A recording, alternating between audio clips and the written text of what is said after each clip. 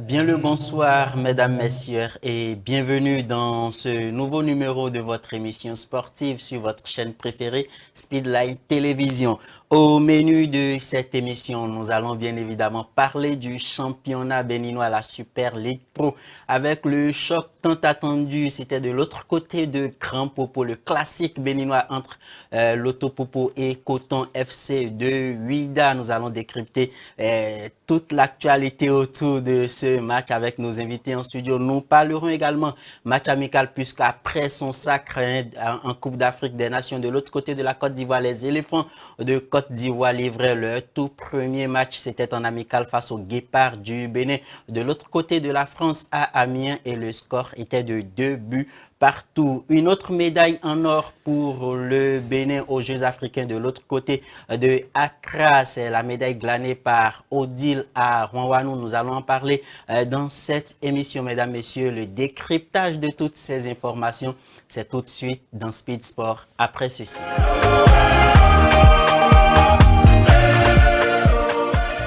De retour dans ce studio avec nos invités que je m'en vais vous présenter. Il n'est plus à présenter puisque c'est un habitué de cette émission, Roland Bédier. Il est journaliste, reporter sportif. Bonsoir Roland.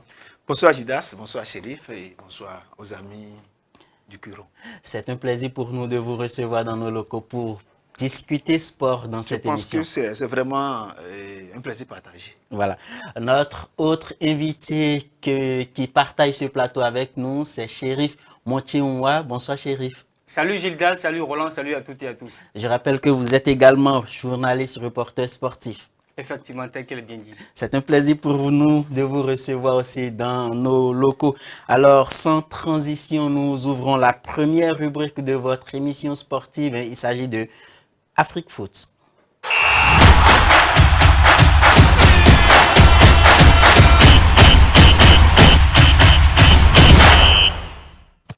Alors, comme annoncé en début d'émission, nous parlerons du championnat béninois et de la Super League Pro. Et hier, de l'autre côté de Grand Popo, a eu lieu le classique béninois. Il s'agissait du match qui mettait en opposition Loto Popo à Coton FC de Ouida. Le score final au terme de cette rencontre était de 1 but partout, mais qui a coûté cher à Loto Popo. Alors, avec vous, Roland, puisque vous étiez sur les lieux, dites-nous quelle était la tension dans ce match tant attendu du classique béninois. C'est vrai, visiblement, on a assisté hier à un classico, comme vous l'avez dit, Coton FC et Loto Popo, un match du championnat béninois, un match le plus attendu, le plus regardé, le plus suivi par les Béninois. Ça aurait pu être un match à polémique, mais finalement, je pense que l'arbitre a pu trouver les vraies ressources pour pouvoir départager les deux équipes. C'était un but partout, un but marqué très tôt par Coton, et puis égalisé par Loto Popo bien avant la première mi-temps, 1 but à 0. Je pense que c'est vrai, ça a été un peu difficile pour les deux équipes. Il y avait des polémiques d'arbitrage où il y avait un penalty sifflé, un penalty qui ne doit pas être sifflé, mais l'arbitre a pu consulter son assistant qui, je salue, n'avait pas démordu, était pointu et sur sa position, il n'y avait pas de penalty. L'arbitre a aussi consulté comment dirige le commissaire au match qui a visiblement regardé la vidéo par appel. Ça fait un peu de polémique, c'est vrai. Non, pas les moyens au Bénin pour pouvoir consulter les moyens de rejouer la vidéo. Sinon, je pense que ça peut venir à tout le monde. L'arbitre n'a pas commis véritablement une faute grave. On ne peut pas lui jeter des torts, c'est vrai. Ce qu'il a pu faire, c'est bon. Il a consulté son assistant et le commissaire du match qui a pu décanter la situation. Je salue et ce geste, cet acte de grande classe qui a permis à ces deux équipes de ne pas créer tellement de polémiques. Le match s'est soldé 1 but partout, Coton 1 et l'Autopopo 1. Voilà. Je pense que c'est ça. Chérif, on s'attendait à un match très ouvert, on s'attendait à un score fleuve, surtout avec Coton qui est un tout petit peu en difficulté, qui met du temps à rejoindre le haut du classement, mais finalement c'était un match qui s'est soldé sur le score de 1 but partout. Exactement. Dans cette rencontre, on a pris quand même du plaisir à suivre ce match de très haut niveau, parlant du championnat béninois. Coton FC, c'est une Il faut rappeler que c'était un match qui opposait le champion en titre contre le vice-champion. Exactement. Coton FC qu'on connaissait depuis. Coton FC qui est apparu dans le championnat béninois depuis quelques années, l'équipe galactique qui surprend tout le monde, qui a de la classe, qui a de la qualité. Je m'attendais un petit peu de cette équipe de Coton, une leçon, sans forcément mettre en doute les qualités de l'équipe de l'Autopopo. Quand même, on rappelle qui était régulièrement champion il y a de cela 4 ans. C'est d'ailleurs le club de Marcel Dandinou, ex-ESAE. Marcel Dandinou qui a été de passage, qui a été l'un des meilleurs gardiens de la sélection nationale, qui a pris par là avant de rejoindre la JDR Star. J'ai pris quand même du plaisir à suivre ce match. Je salue au passage l'arbitre parce qu'il a été énorme dans cette rencontre. C'est un match de tension, c'est un match de très haut niveau. Dans le contenu, j'aurais pu souhaiter mieux de la part de cette équipe de Coton parce que là, une victoire leur a quand même permis de se replacer au classement général. Oui, oui. Malheureusement, ils ont marqué, mais par la suite, ils se sont fait rattraper. C'est ça le souci en fait. Ils ont essayé de vendanger des occasions, mais malheureusement, le score reste à égalité. Ça reste du classique, à la béninoise un petit peu, mais on attend la suite. Voilà, on attend la suite et le grand perdant dans ce classique béninois, c'est bel et bien l'Autopopo qui, jusqu'avant ce match-là, était en tête du championnat béninois, mais avec ce match nul, ce partage de points avec Coton FC, l'Autopopo pointe désormais à la 3e place du championnat. Oui, c'est vrai, l'Autopopo savait, c'était déjà annoncé, c'était prédit. Ils savaient bien qu'ils ont un grand match à jouer. Et je m'attendais à une victoire, c'est vrai. Là, je pense qu'ils allaient maintenir toujours leur place, leur première place, mais ça n'a pas été le cas. Match nul, je pense que c'est même bon qu'ils ont joué un match nul. Si c'était qu'ils avaient perdu le match, ça aurait pu être comment dire, une autre catastrophe. Donc je pense que c'est vrai. Ils sont en troisième position maintenant. À eux maintenant, le coach, l'entraîneur sait ce qu'il faut faire. Il a appris avec ses joueurs, ils ont appris une bonne leçon. Je pense que les journées à venir, ils vont véritablement réunir les ressources qu'il faut, les atouts qu'il faut dans cette équipe pour qu'ils recollent désormais au peloton de tête. Des regrets pour les joueurs de l'Autopopo avec leur entraîneur, mais une satisfaction pour Coton Sport de Ouida qui gagne 1 point, qui grimpe au classement. Je ne parlerai pas forcément de satisfaction parce que là, je le disais tantôt, une victoire les aurait permis quand même de monter au classement parce qu'on vit partout, c'est le point départagé hein, entre guillemets, alors que vous êtes champion en titre. Je ne parlerai pas de déclin, mais depuis le début du championnat, c'est Coton qui est champion en titre. Oui, Coton, oui, je parle de Coton. Nous sommes à la 9e journée et c'est une situation que connaît la plupart des clubs, et même en Europe, Barcelone, Real. Ces clubs-là ont connu ce genre de situation, mais Coton qui se retrouve en situation de moteur diesel, puisque ce club a eu du temps, a pris du temps voilà, à reprendre, mais petit à petit, les victoires sont en train de venir. Et c'est mieux de faire un match nul que de faire une défaite. Ah oui, ça donne clairement une belle image à notre championnat parce que personnellement, je souhaiterais un championnat où en Angleterre, n'importe quelle équipe puisse s'imposer face à n'importe quelle équipe. Il y a depuis 2 ans, on voit Coton FC qui dictait sa loi. Je me dis, mais qu'est-ce qui se passe? Mais aujourd'hui, on a un peu l'impression que les adversaires essaient de travailler dans l'ombre pour essayer de repérer les déchets, les défauts de cette équipe. Et ça se voit clairement, ça s'est vu clairement dans ce duel de haut niveau. J'espère quand même qu'ils vont continuer parce que là, un championnat où une seule équipe est souvent champion, c'est souvent difficile. Ça remet en cause le travail que met les autres équipes dans l'ombre.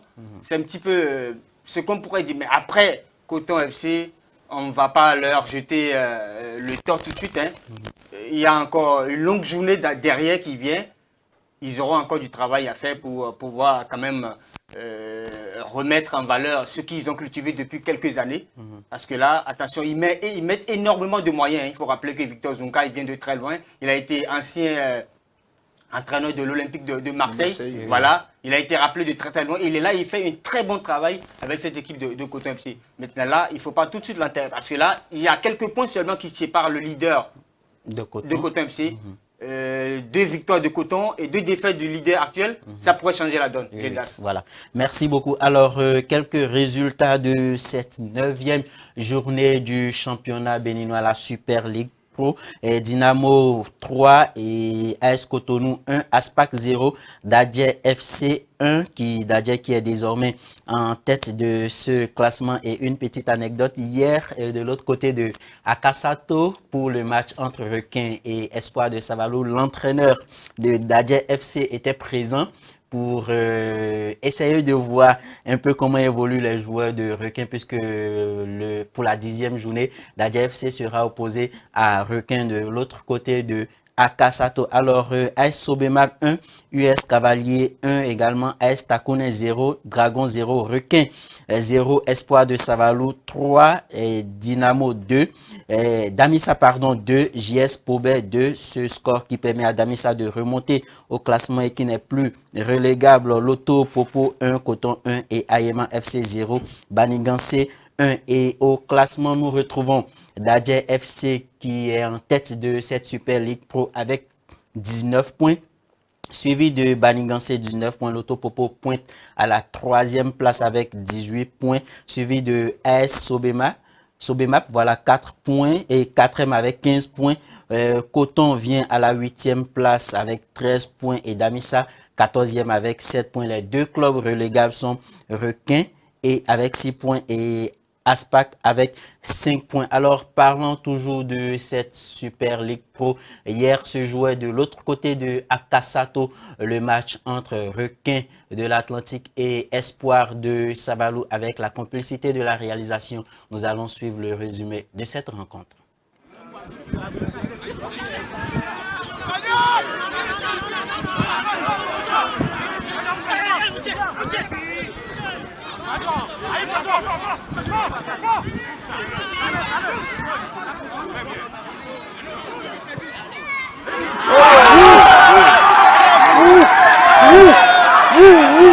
Je l'ai.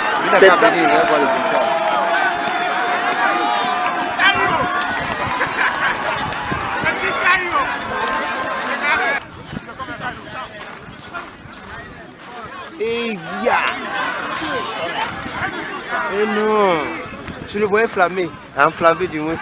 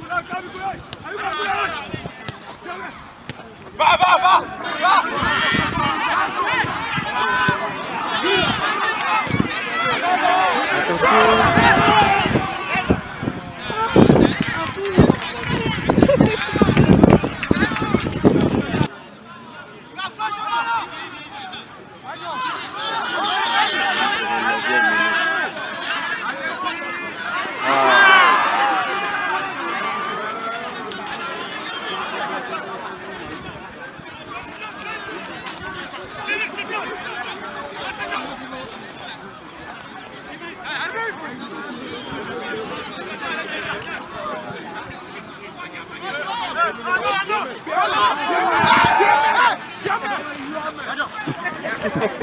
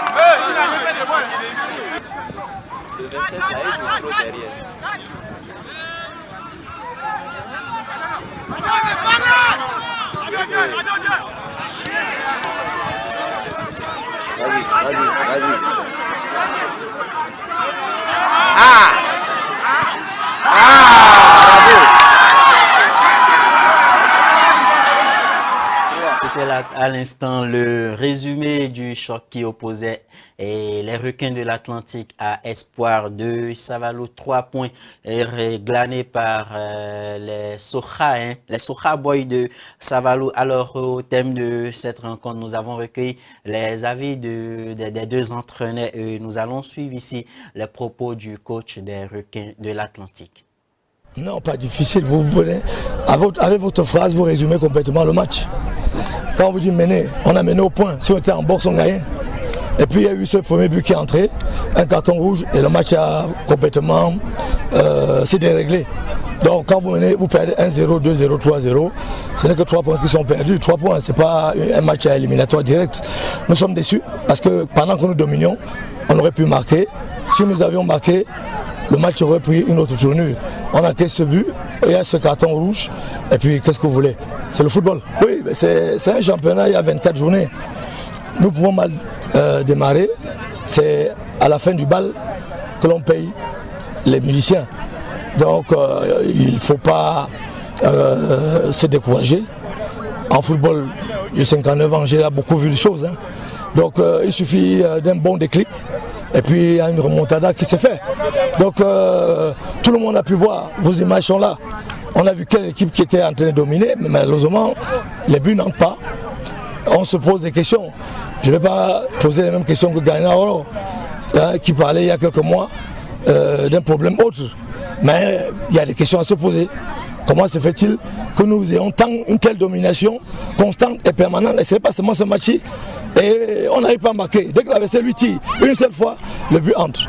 Donc nous ne désespérons pas, nous espérons trouver la bonne solution. Et on va chercher toute forme de solution pour que nous achevions notre championnat de la meilleure manière qui soit. On ne descend pas, on ne monte pas, il y a un problème d'honneur.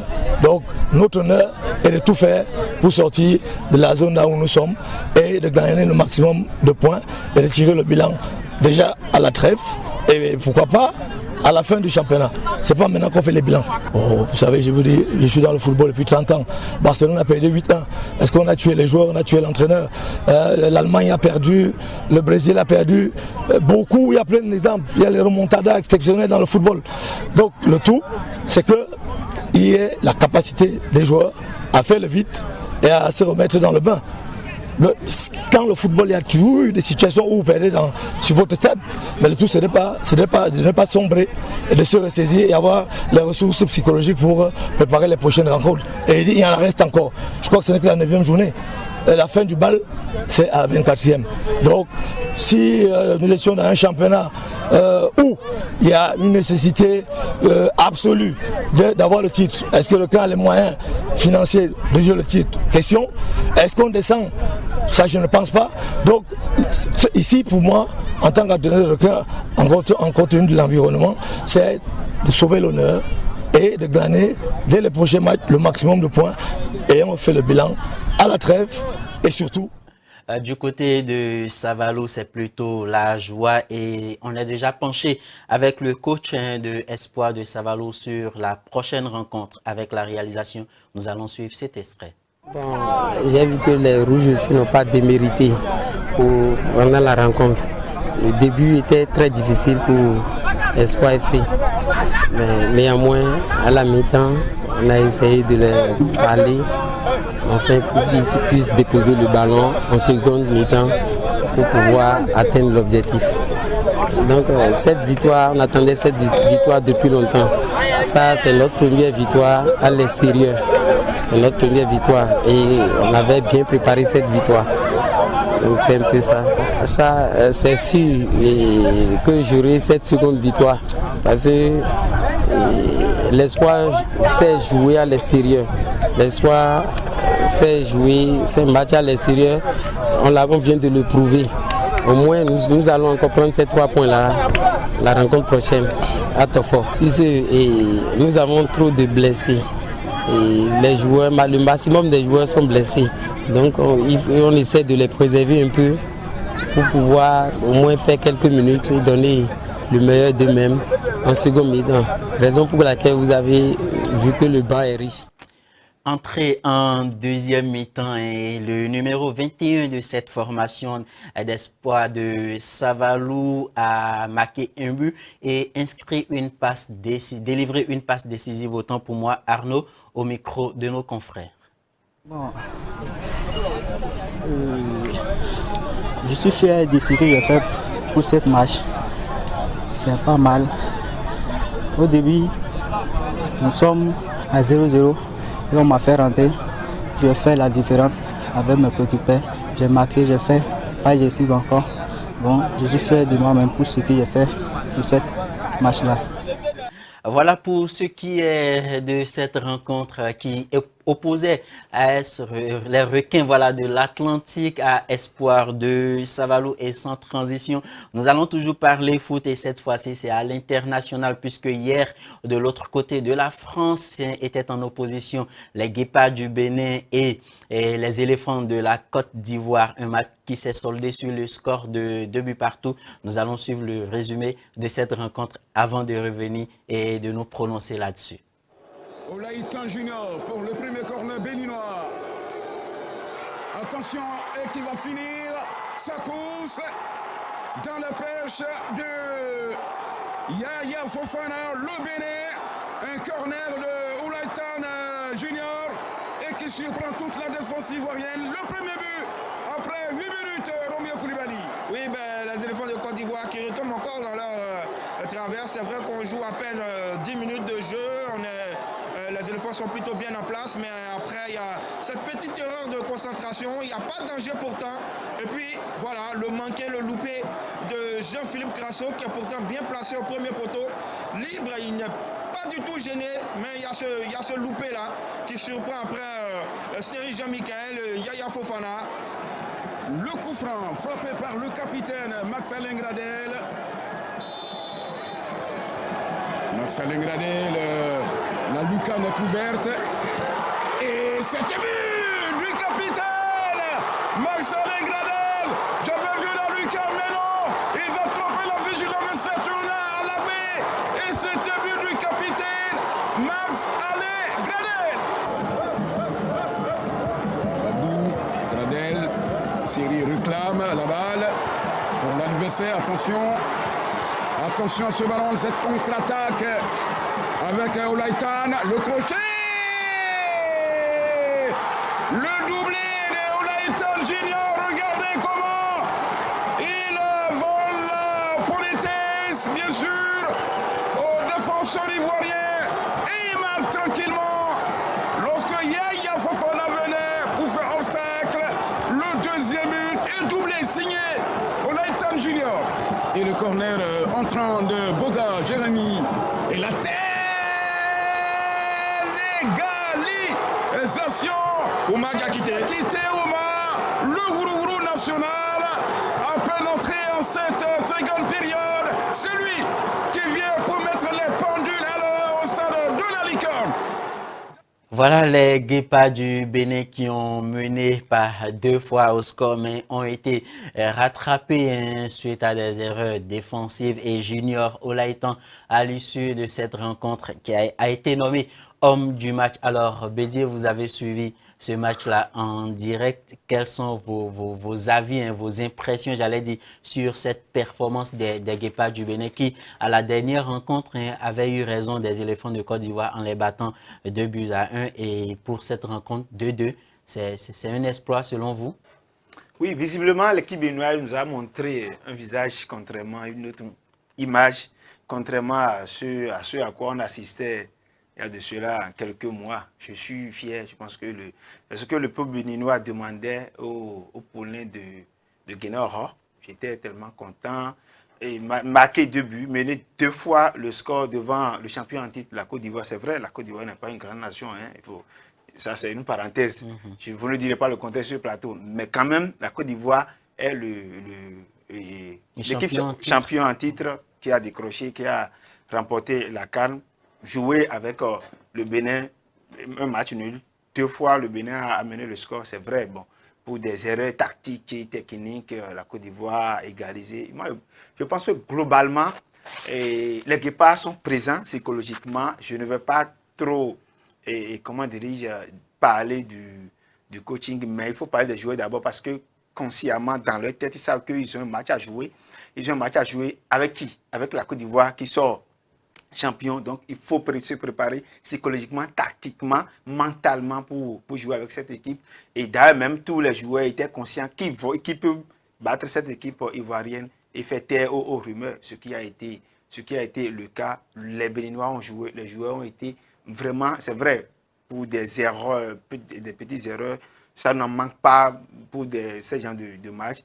Je pense que le Bénin, globalement, a joué. Ce qui m'a un peu fait mal est que vous menez le score 2 fois, même la deuxième fois. Je regardais mon chrono, c'était à moins de 25 minutes. Et le jeune junior là, était à marquer le deuxième but. Donc, le coach Guénor avait la possibilité de conserver le score, les 2-1. Voir un peu et montrer une fois au peuple béninois, à l'Afrique et au monde entier que bon, le Bénin, qui n'a même pas participé à la CAN, peut rapidement battre le champion en titre. Mais ce qui n'a pas été le cas. Vous savez, si tu n'as pas les capacités, il faut copier. MS Faye, quand il a pris le deuxième but, qu'est-ce qu'il a fait? Il a fait 4 changements successifs. Et ça a payé. Parce qu'on ne peut pas concevoir que le champion en titre se fasse battre par une nation qui n'a même pas pris part à la dernière Coupe d'Afrique des Nations. Mais pour la récente sortie, le Bénin a battu la Côte d'Ivoire 2-1. Donc, c'est une équipe prenable, ça, il faut le dire. Mais déjà que MS Faye a encaissé le deuxième but, qu'est-ce qu'il a fait automatiquement? Il a fait 4 changements. Parce que, vu les joueurs qu'il a au banc, il sait qu'ils peuvent apporter un de plus. Et effectivement, quand il a fait ses remplacements, mais ça a payé. Oumar Diakité a marqué le but dans un cafouage. Je ne condamne pas le gardien. Oui, je sais qu'il est en déclin, mais il peut prendre ce but-là. Donc, ce que Guénor n'a pas fait, et c'est ce qu'on lui demande. Tu sais, quand tu es entraîneur, tu as quelque chose à apporter à l'équipe, vu les qualités, tout ce que le Bénin dispose. Oui, il y a les atouts. Il y a des atouts au Bénin, la qualité, n'en parlons pas, il y a le mental là. Mais il faut déjà faire les changements. Même si tu as des joueurs au banc qui ne sont pas forcément aux mêmes égalités que les joueurs qui sont sur le terrain, mais ils ont quelque chose à apporter. Un sang nouveau, ça c'est clair et net. Pour conserver au moins les 2 buts à 1, tu as laissé tout le match aller comme ça. Et c'est quand le Bénin, le but a été égalisé qu'il a fait des changements. Les autres, ils ne sont pas venus pour vendre de la moutarde. Donc, visiblement, moi, j'ai vu les joueurs. Il faut accorder cette cette performance aux joueurs et non à l'entraîneur, parce que l'entraîneur était appelé, voir un peu, à conserver ce score, à battre la Côte d'Ivoire, ce qui n'a pas été fait au moment opportun. Moi, je dis à Guénor de prendre ses rênes, de revoir tactiquement, physiquement et mentalement cette équipe. Si parlant aujourd'hui de la qualité, il y en a. Aucun joueur n'est mauvais. C'est à lui de créer sa condition, de créer, l'harmonie, de créer les conditions qui vont permettre aux joueurs, c'est-à-dire un plan de jeu, un système de jeu dans lequel les joueurs béninois vont se retrouver à l'aise. Mais si toujours est-il qu'on va parler de la contre-performance des joueurs où allons-nous? Voilà. Alors, Guerno, qui était attendu sur ce match et sur le match à venir contre le Sénégal. Alors, puisque depuis la proclamation des 25 joueurs convoqués, il y avait toute une polémique autour de cette sélection-là. Mais est-ce que dans le fond de jeu, c'est vrai qu'il y a des erreurs tactiques qui ont été commises, hein, le choix de l'entraîneur de ne pas vite faire des remplacements, mais avec vous et Chérif, dans le fond de jeu, est-ce que vous pensez que les Guépards du Bénin ont fait preuve de maturité? Est-ce qu'ils ont évolué dans leur fond de jeu? Ouais, mais dans le fond du jeu, on n'a pas grand-chose à leur reprocher. Ils ont été bons, ils ont joué un bon match. Dans le contenu, c'était pas mauvais. On a vu un Junior Laitan qui a été impressionnant. D'ailleurs, sur le deuxième but, il a été impeccable. Il garde le ballon, il efface le dernier défenseur et puis il pousse le ballon avec lucidité au fond des filets. Ça fait, c'est à mettre à son actif. C'est le seul que je pourrais mettre une 10 sur ce match-là. Personnellement, je ne vais pas m'enthousiasmer pour ce match. Parce que là, tout ce qu'on demande aux Guépards, c'est d'être régulier. C'est-à-dire les Coupes d'Afrique des Nations. On veut voir notre équipe aller loin. Je vous donne une anecdote. En 2021, il nous fallait un match nul ou une victoire contre l'équipe de la Sierra Leone pour aller en Coupe d'Afrique des Nations. On est allé perdre face à cette équipe, mais ce n'est pas possible, c'est de la merde. En 2023, la dernière CAN qui a été jouée en Côte d'Ivoire, on était dans quelle poule? Le Rwanda, le Lesotho, le Mozambique. Mais c'est quoi cette équipe-là? On avait le potentiel nécessaire pour pouvoir surclasser ces équipes-là. Mais si tu es une nation et que tu es incapable de battre le Lesotho, si tu es incapable de battre le Rwanda, si tu es incapable de battre le Mozambique, que vas-tu chercher à la CAN? Mais c'est pas possible. Vous voulez dire ce nul, c'est un coup de chance? Mais c'est pas possible. Contre la Côte d'Ivoire, pour ce match personnellement, je veux dire, il y a une petite chance, mais après la Côte d'Ivoire, on l'a vu qui a largement brillé en CAN. Mais on peut supposer, André, que la Côte d'Ivoire est arrivée dans ce match un petit peu fatiguée parce qu'il a eu la fête, il y a eu le show. Vous connaissez un petit peu les Ivoiriens, ils ont la classe, ils aiment la fête. On peut supposer qu'ils viennent dans ce match avec un petit peu de fatigue. Mais on pourrait gagner ce match. On suppose un seul instant que ce match-là, c'était un match à élimination directe où une victoire nous permettait de se qualifier pour la CAN ou à un coup du monde. C'est comme ça, ils allaient foutre de la merde. Moi, je ne vais pas m'enthousiasmer pour ce match. La première CAN qu'on a jouée dans ce pays-là, c'était en 2004. On se rappelle bien sûr. Tunisie 2004. C'était une CAN à 16 équipes. Ah oui, c'était une CAN à 16 équipes.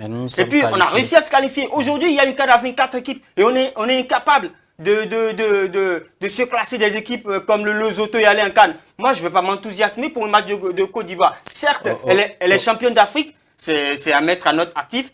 Mais n'attendez pas de moi d'applaudir ce... Au même moment, il y a de petites nations qui elles, étaient qualifiées comme le Cap-Vert qui nous a émerveillés en Coupe d'Afrique. Comme la Mauritanie également, qui nous a émerveillés. La Namibie aussi. En tout cas, nous pensons et nous pensons avec bon cœur que le sélectionneur prendra les bonnes décisions afin que les Guépards du Bénin puissent vraiment prendre part à l'édition prochaine de la Coupe d'Afrique des Nations qui aura lieu l'année prochaine déjà, hein, de l'autre côté du Maroc. Et déjà, ce mardi, les Guépards joueront leur deuxième match amical. Ça sera à un autre champion d'Afrique, les Sénégalais, les Lions de la Teranga. Voilà, donc les deux matchs amicaux des Guépards du Bénin se joueront face aux deux derniers champions de la Coupe d'Afrique des Nations. Sans transition, nous fermons cette page et nous ouvrons la prochaine page. Il s'agit de Tour d'Europe.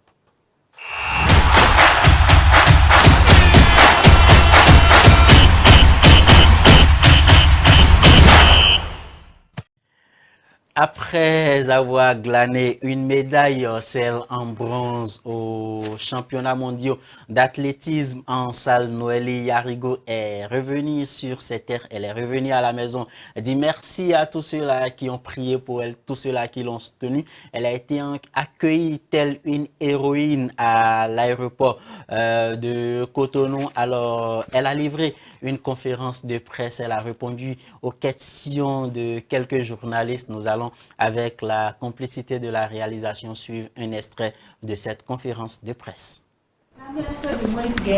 La guéparde que vous connaissez, et je pense que c'est de l'armée que je tiens cette rage en fait, l'envie de ne jamais abandonner. Et je tiens à remercier vraiment ma hiérarchie qui m'a permis de sortir de me mettre dans un cadre favorable pour pouvoir mieux m'entraîner. Aujourd'hui, j'aimerais dire qu'il n'y a que notre destin qui puisse juger de notre incapacité à réussir. Si vous êtes vraiment motivé, vous pouvez réussir. Vous allez tomber 1000 fois, mais n'abandonnez jamais. N'abandonnez jamais. Travaillez dur, ça payera un jour. Moi, je pense qu'il y a vraiment il y a vraiment des athlètes ici qui peuvent valablement me remplacer, mais vous devez leur donner du temps. Vous devez être patient parce qu'on ne fait pas un champion en 2 jours, on ne fait pas un champion en 2 ans. C'est un long processus et je pense que demain, je serai fière de... Je serai fière de voir mes jeunes sœurs emboîter mes pas. Et la fédération est déjà en train de faire un énorme travail pour rendre ça facile et rendre ça possible, je voulais dire. Alors, merci. En salle, c'est très très difficile. C'est très difficile de réaliser des performances en salle parce que la piste est faite 200 mètres. Et à part ça, il y a des virages. Donc on est tout le temps... On est tout le temps... Non, voilà, dans les virages, on est obligé de ralentir. En fait, on ne peut pas garder la même vitesse. Donc, c'est difficile de gérer l'effort en salle par rapport à une piste de 400 mètres où tu sais à quel moment accélérer. Parce que dans les virages, par exemple, on ne peut pas doubler. C'est impossible. Merci pour la question. Oui, effectivement, c'est vrai, c'est pas faux. Mais moi, je suis patriote, j'aime mon pays. Et j'ai toujours tenu à défendre les couleurs de mon pays, quoi qu'il arrive. Et ne vous inquiétez pas, je suis une guéparde, je suis béninoise et je resterai toujours béninoise. Non, moi, avant ça me faisait mal qu'on me traite de vieille. Mais aujourd'hui, ça ne me dit plus rien parce que je pense que ces gens-là n'ont pas compris. Ils ne connaissent pas ce que c'est que le sport parce que je pense que qu'on échoue ou qu'on réussisse, c'est la même motivation. Personne ne demande à échouer dans cette vie-là. Nous sommes tous des bosseurs ici dans cette salle, mais on n'a pas la même chance. Mais c'est l'âme, c'est que j'ai juste pensé en fait à mes années de souffrance. Et aujourd'hui, à Glasgow, quand j'ai traversé la ligne d'arrivée, je ne croyais même pas. Je me demandais, est-ce que c'est vrai? Est-ce que je ne suis pas dans un rêve? Donc, tout ça, c'était vraiment trop pour moi. Moi, je pense que le gouvernement fait déjà de gros efforts pour pouvoir nous mettre dans de bonnes conditions et à être prêts dans les grands événements, même si ce n'est pas suffisant. Mais bon, on va prendre ça comme ça en attendant que ça s'améliore. Voilà, c'était à l'instant Noélie Yarigo au micro des journalistes béninois, 38 ans et une médaille de bronze, une médaille tant attendue. Enfin, Noélie Yarigo récompensée. Oui, je pense que l'athlète, c'est à mettre à son actif. Noélie Yarigo, c'est toute une histoire. Elle est arrivée à remporter cette médaille de bronze. Je pense que c'est un exploit pour toute une nation, tout un pays. Je pense qu'elle a même dit, lors de la conférence de presse, elle a même maintenant les reins solides pour continuer. Prions pour elle. Voilà, et elle a été beaucoup découragée vu son âge. Beaucoup n'ont pas cru en elle.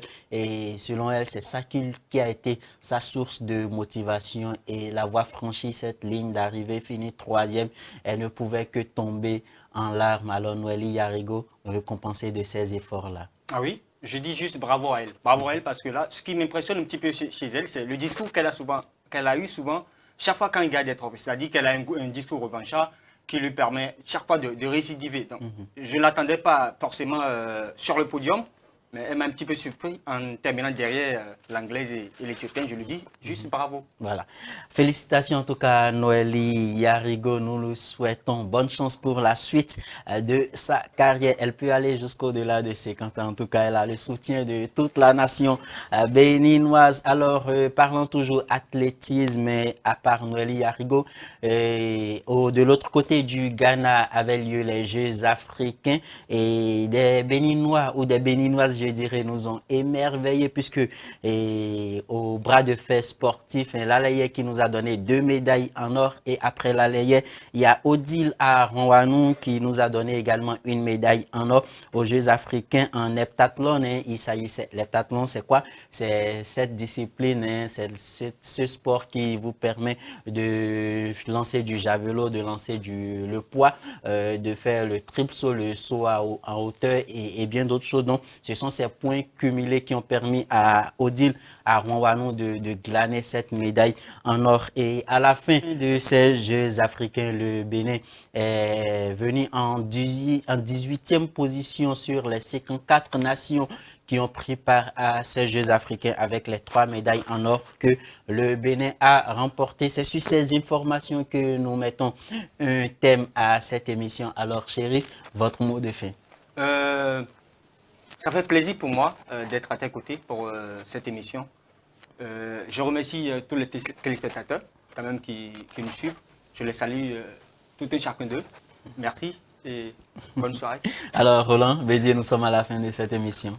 Oui, je salue les amours du Curon qui nous ont suivis pour toute cette émission. Je salue aussi les Guépards qui ont fait une bonne prestation contre le champion NTT. Je souhaite qu'ils continuent sur cette lancée. Voilà, ça sera tout pour cette émission et ce numéro de votre émission sportive. Merci de nous avoir suivis. Vous qui nous suivez de partout dans le monde, de partout au Bénin, surtout vous qui êtes de l'autre côté de Parakou. Je fais un clin d'œil particulier à ces joueuses de AS Galaxy, câblées 24h/24 et un Speed Sport. Merci également à la réalisation qui nous a permis de réaliser cette émission. D'ici là, portez-vous bien.